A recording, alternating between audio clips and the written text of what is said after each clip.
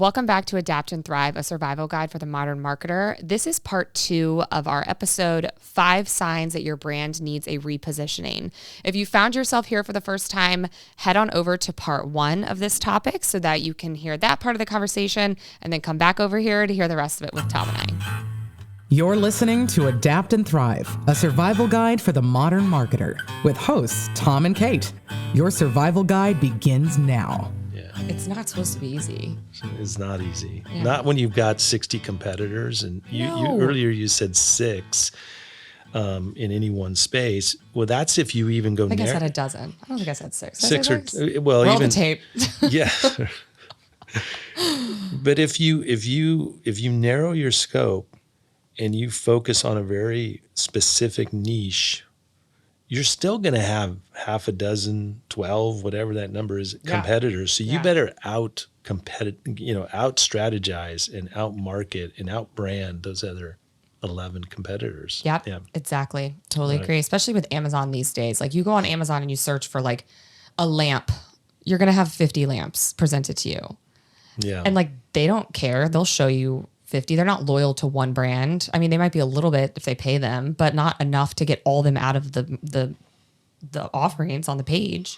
They'll just put like a little featured badge on your product, but they're still showing you with all your competitors. So I thought we would get through at least one of our podcasts without mentioning the evil empire, but no. I mean, Amazon? Yeah.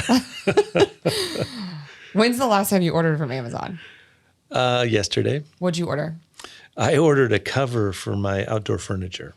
Okay. Yep. Interesting. Cost $69, $73 with tax. It's going to be here tomorrow, either tomorrow or Thursday. I think it's Thursday, actually. Okay. So the last thing I ordered was, yesterday I ordered prenatals because I ran out of my prenatal vitamins. But the day before that, I ordered a coffee table book. The day before that, we ordered blinds. This is not productive, Kate. My favorite thing to tell people, my favorite thing to ask people is the last thing they ordered on Amazon. It's like a really good icebreaker because everyone has an answer. No one's going to be like, I haven't ordered in a while. So you're saying the rules of cocktail parties have changed. We go into the cocktail party and that's the first question. So, hey, tell me, what's the last thing you ordered on Amazon? Yeah. You know why? Because that will tell me what your brand is like.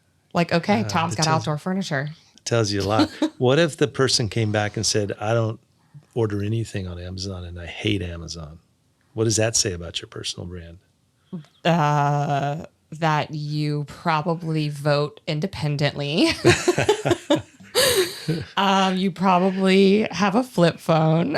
Could you be an Etsy person or a Walmart person? Maybe you could be an Etsy person, not Walmart. I think you could be Etsy because it's like small business. So maybe if you're not interested in like supporting, I don't know. I just ordered from Walmart, by the way, because I wanted to. It's my first order ever. Yeah. I wanted to see what's going on there. Well, because we talk about this a lot recently, is how Walmart wants to be Amazon. Yeah. They just rolled out a creator program, which Amazon, like over 50% of their sales are from ambassadors. Did you know that? I didn't Over know that. 50% of the sales that Amazon makes is from influencers because they have a really great ambassador program. So Walmart just rolled out the exact same thing. It's called Walmart for Creators. Very cool. Yeah. And we know that they're doing their TV shows too with Paramount. Yeah. Yeah. So I would recommend any brand, any company out there that really wants to improve sales, improve marketing, improve their market share, either create market share or steal market share, probably should go through some sort of process for repositioning of the brand. Yeah. And I don't want this to turn into a pitch or anything, but we have our proprietary process called the L7 Brand Blueprint, which is part of the L7 marketing machine. But I think I'm a huge fan of it because we perfected it over 15 years. But it is a very, very detailed process, and it gets you through to the other side where you have, what your brand is, what your positioning is, how to structure your marketing, and not that you should use ours. I would be honored if you did, but there are others out there, or there's an internal process maybe you could go through. But I recommend every brand do that, and they should do it fairly regularly. I mean, you just don't do it once and then leave, because the marketplace changes, attitudes change, consumers change, Yep.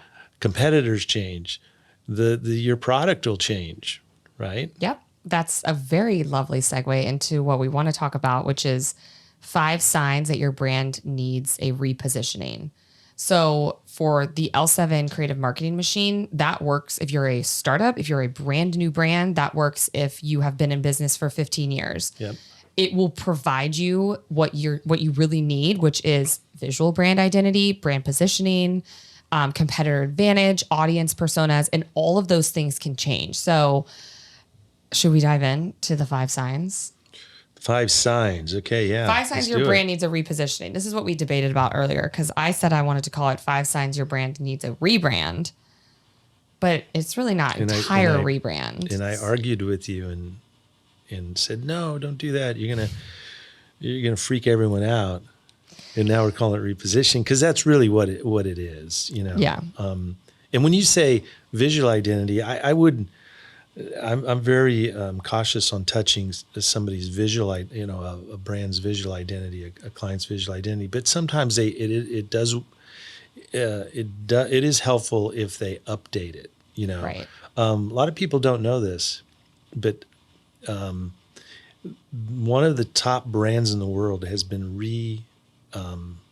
restructured, rebuilt, redone, redesigned. Yeah.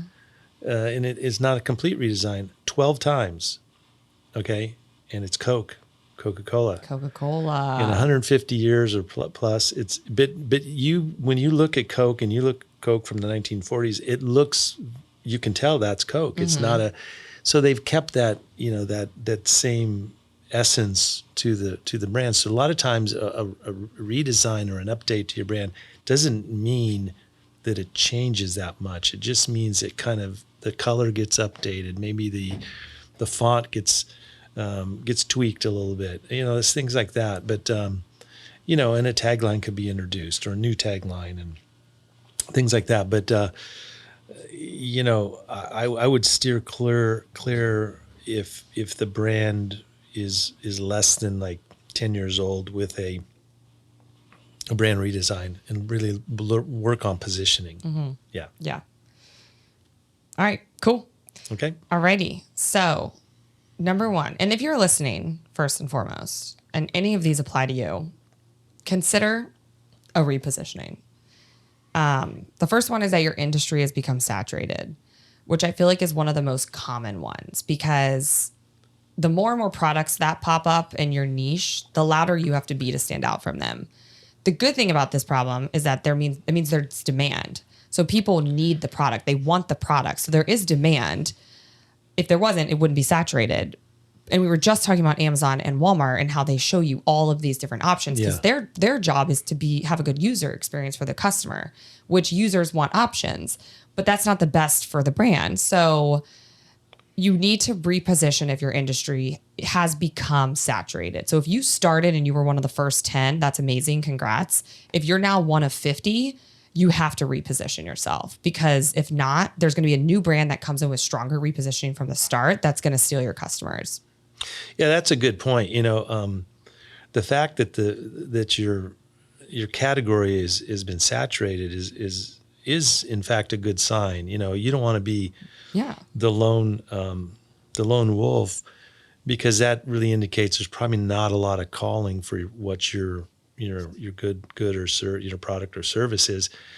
I love it when a client comes to us and there's a lot of competition in their category because now all we need to do is just do it better than the other competitors. Right. Reposition it, really go after this, narrow the scope, go after a certain target segment, and really achieve more brand loyalty. And especially if they've already achieved that, you just kind of want to build on that. So I love it. I love it when brands are in a category that's pretty well saturated because most brands don't do it very well. They're easy to outflank. Yeah. They're easy to crush. Yeah. Right? Yeah. Yeah. Okay, the second is that you don't even have a brand positioning to begin with. And I feel like you've definitely seen this before. Yeah. And we've talked about this where it's just a product or a service. And we're like, that's amazing. But what is your brand positioning? Yeah, and brands that struggle, really, this is the number one symptom, number one ailment, is they don't have a positioning. They really don't stand for anything. Yeah. They don't have a niche. They're not associated with anything really, really strong. Right. And I know a lot of marketers find this, a lot of CEOs too, a lot of boards find this, what do we, what are our values? yeah, and why do we need to spend money on this? Let's just sell a good product and Right. the rest will take care of itself. Right. Well, I'm here to tell you it doesn't. Right. Yeah. Exactly. Like there's like, they think like, there's no way that people won't want this product or service. Like it's amazing. It does X, Y, Z, and it's, $5 cheaper than the competitor. And we're like, people these days, like they'll spend the extra money if they like the brand, if they like the positioning, Right. Yeah. I think we talked about this in our previous podcast, especially with millennials and Gen Z, about how they value transparency with brands. They like brands that are, sustainable or conscious or give back in some way. Like they're looking for that. And they like, I forget the statistic, but it was like a very high % that were willing to spend more money for a brand that they felt that offered that versus, a competitor that has the exact same product. Yeah, like Elvest. Exactly. Yeah, exactly. And Red Wing boots, which Seth really likes. Seth does like, well, we're really calling out Seth a lot this episode. He's like, I'm not trying to be involved. Okay. Number 3, you're not attracting the right customers. So this is an interesting one. I'm intrigued to see your opinion on, Tom. So an example with this. We're going to get in an argument over this one. An example of this is like, let's say that you're a company and your marketing is targeted at men in their 60s. Like you knew that when you created whatever, maybe you have a product, maybe you let's say you sell like really comfortable, or let's use Untuck It, for example. Untuck It is like a shirt brand that's meant to be I Untuck. love that example. Okay. Not, I don't own one Untuck It shirt, but I've been watching this brand for a decade now. Yeah. So I actually don't know what their target demo is, and I don't know who buys them, but we'll use them as our scapegoat. So let's say you're Untuck It and you're like, I'm going to make the best shirts that are meant to be worn untucked, which is a silly thing to think about, but it's like their whole brand now. And I want to target men in their 60s. And that's where you put all your ad dollars, and that's where you put all your marketing and your messaging. But after 2 years in business, you realize that most of your customers are actually men in their 20s. So you're attracting a much younger audience than you originally wanted, but all of your marketing and your original marketing blueprint was towards older men. Then you need to do some sort of repositioning to strengthen your marketing going towards your ideal customer. Yeah. So my question for you is, do you have your brand positioning go to the customer you want or to the customers that you have that are going to drive that revenue forward? Well, I would kind of flip this. It seems like you missed your target demo, right? Yeah. You positioned for 60s and you got 20s. But you got lucky because you missed your target demo, but you're still making sales. I would look at where, what took place to make that happen. Is this a true story for Untuck It? It's not. I'm using them as an example just as like the brand. Yeah, because I'm in, I read a case study online that I'm almost positive was about Slack. Slack, like the chatting SaaS company. Right. And I think it was Slack, so don't quote me on this, but they wanted to target massive, large enterprise companies. They wanted to be in enterprise companies with massive sales teams and massive marketing teams. But the most common customer that uses Slack are actually like SMB, like small, medium business size. Right. People that, are more likely to just want to chat someone, whatever. So they reposition themselves to be more targeted for that, even though they originally wanted to go after enterprise. I think they get both now, but it was like a SaaS company that had repositioned because of, and then you change your product, right? Like you have different product offerings based on.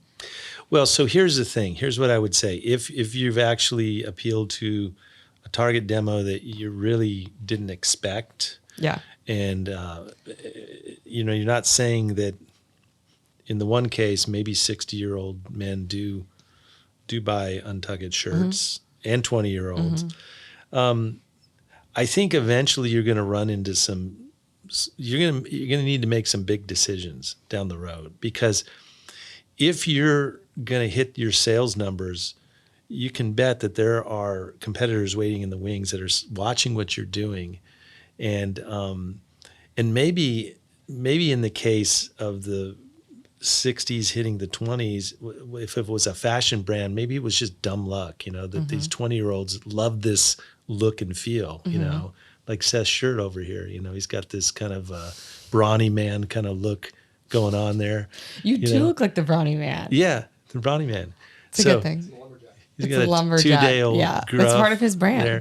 So, maybe you just have to look and see what you're doing and segment your target and go to it. But I guarantee it's going to bring up some interesting decisions in the future by you and your company, because it's not going to last forever.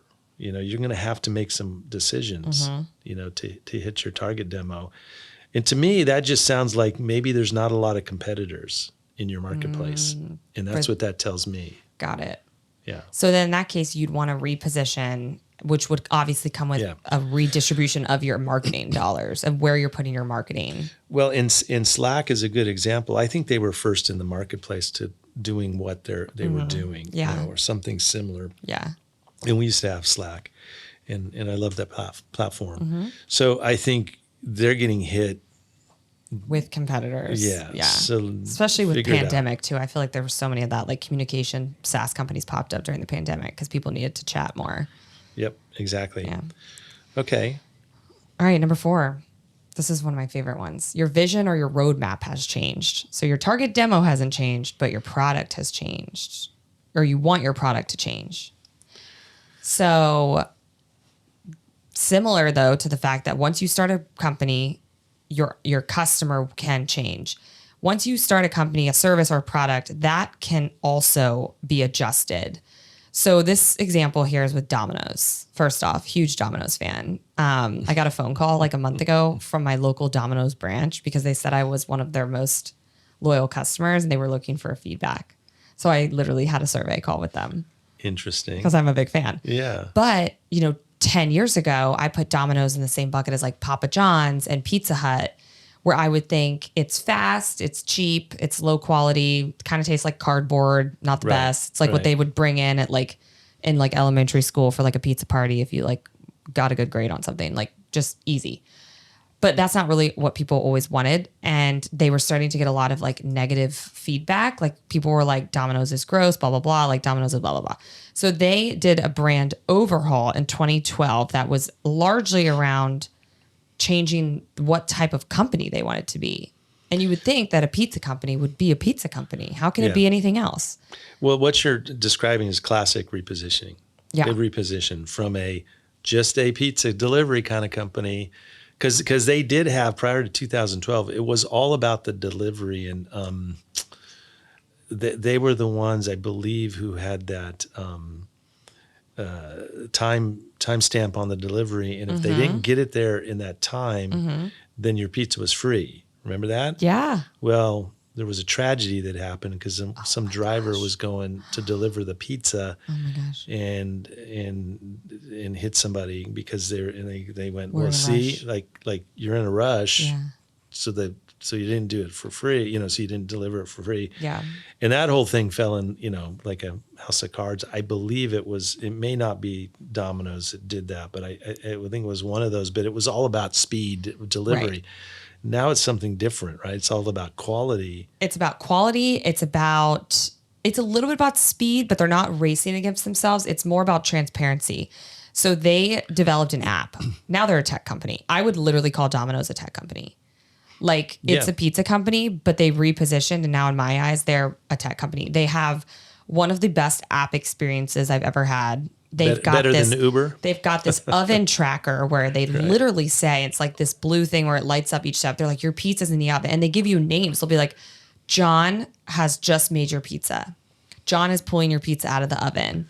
And then Sally's on her way with your pizza. Sally's 5 minutes away. Like they update you throughout the whole process. Like I have no questions about like, is my pizza made? Is my pizza is it in the oven? Is it getting delivered? Like their app is so well done, and you can send words of encouragement. So if it's like, John just made your pizza, send him a word of encouragement. You can literally be like, thanks for the pizza, John. Like they give you preset comments. Can you ask him to put extra pepperoni? Hey, just I'm sure nobody's going to tell if you throw John, few throw me extra. a couple extra. Yeah. Yeah, come on. Yeah. Do me a solid, John. But it's crazy though. Like, did you think when Domino's started their company, they were like, we're going to be one of the best apps on the market?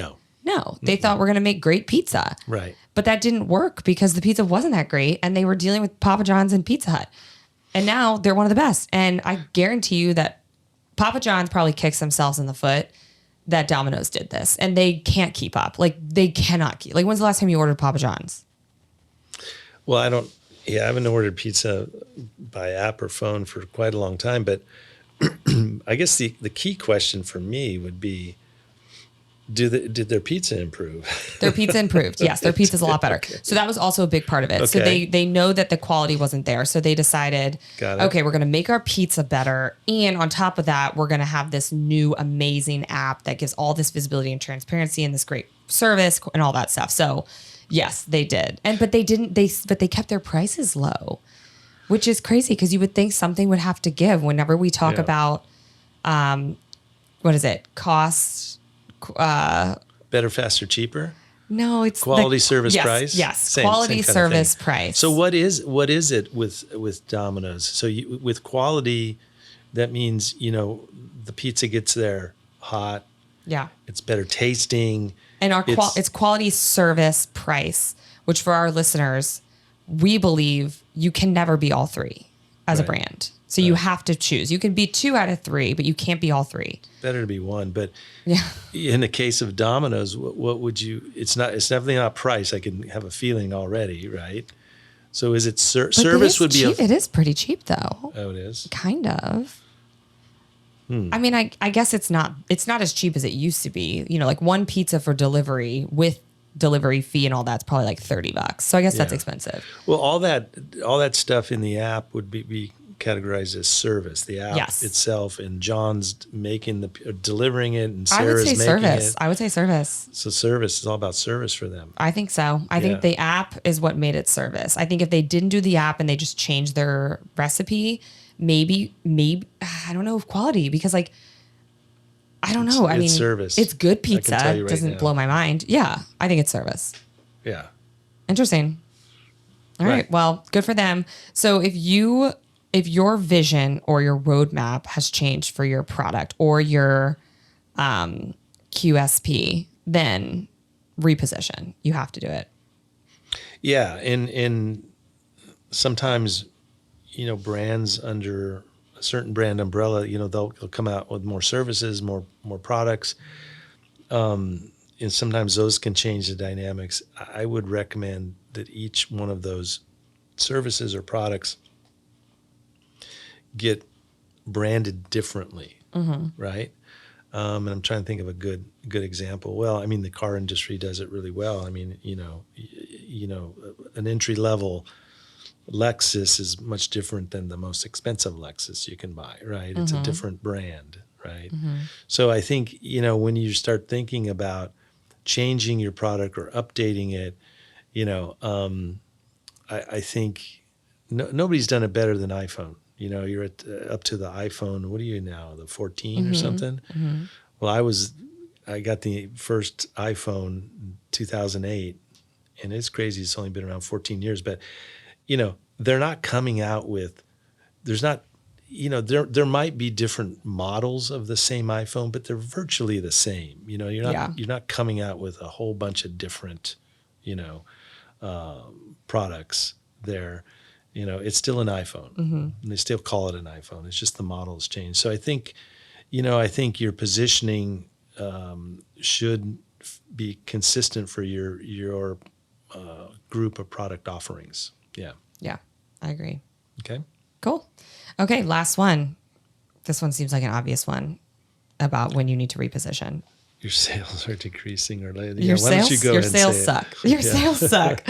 Your sales are decreasing or low. And I feel like this kind of is like a good summary of everything we talked about, because your sales could be decreasing or low for so many reasons. You're targeting the wrong demo. You are in a saturated market. You've got competitors popping up. You've got competitors that have stronger positioning than you do, like Elvest. So if your sales are decreasing or low, I feel like so many people these days are quick to just throw out more ad dollars. Like, well, let's put more money into it, more money into it, more money into it. But it's like, yes, that might be like a short-term Band-Aid, but it's not going to solve a longer-term problem, which is one of the other problems that we mentioned about positioning. Yeah, absolutely. It might be a function of your positioning in the marketplace. A lot of your elements of your brand Could be ugly. it could be ugly. You could have an ugly label. That's true. Maybe.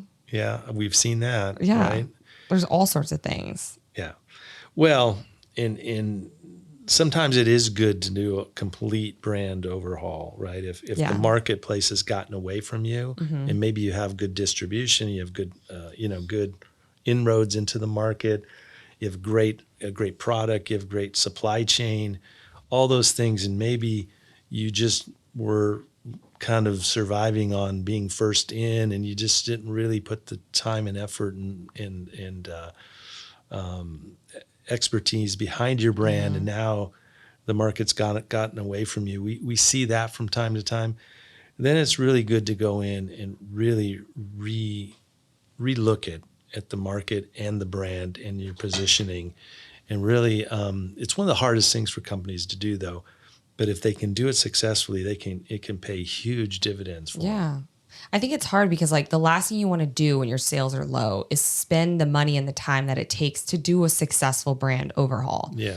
But that's what you have to do. Like, or else you're constantly going to be treading water and trying to keep up, and it's eventually not going to work. I mean, it's just like you said, like Coca-Cola has done it 12 times. Like, is your brand bigger than Coca-Cola? Like if they're doing it, like look in the mirror and ask yourself, is my brand bigger than Coca-Cola? Why am I better than this? Why shouldn't I do this? Yeah. And when you decide that you're ready to do it, call us. Exactly. That's a great segue there. Thanks. Yeah, and I will say, just to kind of put a bow on that thought, is a lot of companies get in, and they really create market share. Or they maybe there's a strategy, maybe it's a quality thing, maybe they're better quality, maybe they're lower price, maybe their service is better, maybe it's a function of that. But before they know it, it was built on something that really wasn't foundational or structural in their brand. And they look back and they go, our sales went from really high to really low. And then they have to figure out like what's going on here. And I mean, almost invariably that has to do with positioning, your brand in the marketplace. And sometimes you just have to be honest, right?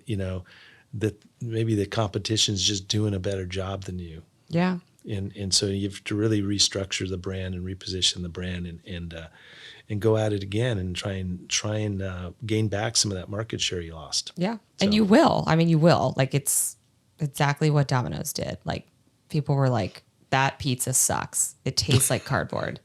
And now they're like crushing it.